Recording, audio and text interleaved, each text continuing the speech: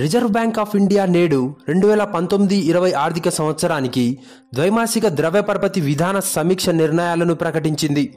ఈ నేపథ్యంలో reserve bank of India మరోసారి గుడ్ న్యూస్ చెప్పింది. రెపో రేట్ను 25 బేసిస్ పాయింట్లు తగ్గించింది. అంటే ప్రస్తుతం ఉన్న రెపో రేటు 6.25% నుంచి 6%కి దిగిరానుంది. మిగిలిన అంశాలు యథాతథంగా కొనసాగించాలని మానిటరీ పాలసీ కమిటీ నిర్ణయించింది. అసలు రెపో రేట్ అంటే ఏంటి?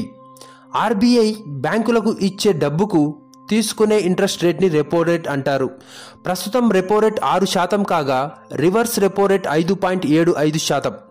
2 నెలల్లో repo rate reverse repo rate 50 basis పాయింట్లు తగ్గడం విశేషం.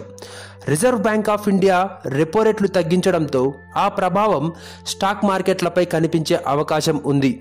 వృద్ధి రేటును కొనసాగిస్తూనే వినియోగదారుల ధరల సూచి ద్రవ్యోల్బణాన్ని 4% వద్ద కట్టడి చేయాలని నిర్ణయించింది.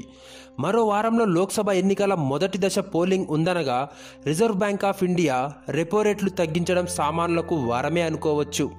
వాస్తవానికి గతేడాది జూన్ నుంచి రెపో రేట్లు పెరుగుతూ వస్తున్నాయి.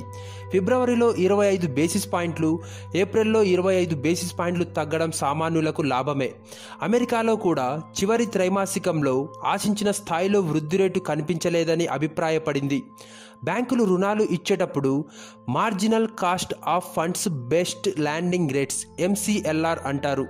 దీని ఆధారంగా వడ్డీ రేట్లను నిర్ణయిస్తాయి. ఇప్పుడు రెపో రేట్ తగ్గింది కాబట్టి మరోసారి MCLR కూడా తగ్గుతుంది. అంతేకాదు, ఇప్పటికే ఉన్న రుణాలపై వడ్డీ రేట్లు మరింత తగ్గుతాయి. ఇప్పుడు ప్రజలు కాస్త ఆనందం వ్యక్తం చేస్తున్నారు. ఎప్పటికైనా కాస్త వడ్డీ రుణాల రేట్లు తగ్గితే చాలు అన్నట్లుగా మాట్లాడుకుంటున్నారు.